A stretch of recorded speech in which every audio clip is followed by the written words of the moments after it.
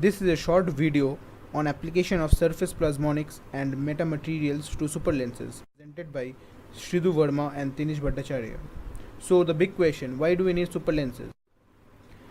Conventional microscopy has been present in our society for a long time. It works by capturing the propagating light transmitted or deflected by any object.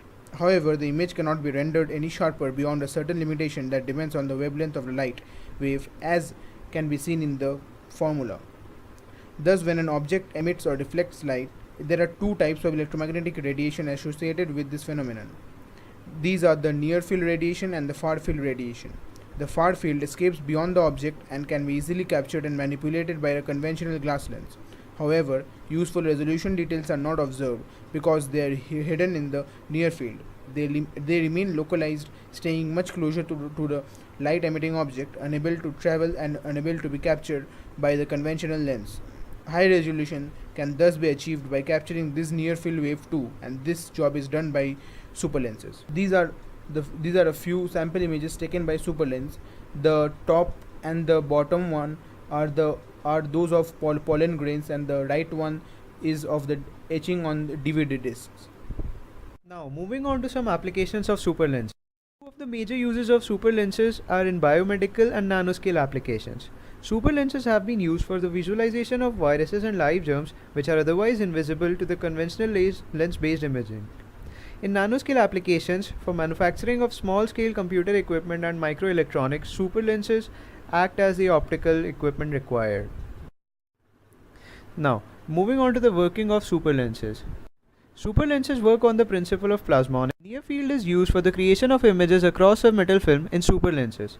The glass prism shown in the figure is used to create evanescent waves to excite the surface plasmons on the surface of the metal, which is gold in this case. The plasmon thus formed is captured by the microscope objective. The question that now naturally comes to the mind is, how is the resolution increased? Now, if the wavelength is decreased somehow, keeping the frequency constant, the resolution provided by superlenses will become better than what is provided by conventional imaging. This is done using surface plasmons. As is shown in the graph, the dispersion relation for a surface plasmon follows a curve, and that for a normal light wave follows a straight line. Hence, for the same frequency, wavelength is smaller than what would be for light line, thus achieving high resolution. This decrease in wavelength is accompanied by a decrease in speed, and hence the name slow moving light. To reduce the blurring in the image, the concept of perfect imaging is employed. Now, as the angular frequency tends to omega sp, the wave number tends to infinity, and thus the velocity of the plasmon tends to 0. A surface plasmon polariton is thus obtained. This gets rid of all the blurring in the image, and we get a perfect image through a metal film. Now let's discuss about the metamaterials used for superlenses. Metamaterials need to have negative refractive index, and this is one of the most important conditions. Pendry type superlenses, which was one of the first ever theoretical proposals, claim that the refractive index has to be -1, and both permittivity and permeability have to be -1 too. Superlenses are made of different materials depending upon the target range of frequencies. For example, microwave superlenses are made of split rings and wires that are arranged to form a 2D waveguide. Optical superlenses, on the other hand, are made of thin slab of silver and can image 60 nanometer image features at 365 nanometer wavelength. This decreases the limit to lambda by 6. Another type of metamaterials made of silicon carbide have also been used for mid-infrared frequencies that attain resolution up to lambda by 20. The part A of this image shows the schematic configuration of the silver superlens experiment.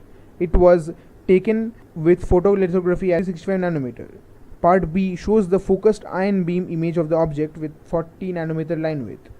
The part C shows the image taken with atomic force microscopy with silver superlens. The part D shows the schematic of the experiment that was done with silicon carbide metamaterials.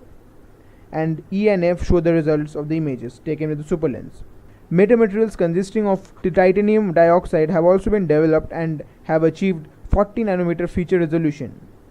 This image shows a scanning electron microscopy image of a metamaterial solid immersion lens made of titanium dioxide spherical beads. There are some issues associated with the use of superlenses. For instance, the magnitude of the surface plasmon wave reduces exponentially in the perpendicular direction, thus causing loss of information, which leads to blurring. Also, since the image is not formed using the far field light, different techniques have to be developed to make the image comprehensible.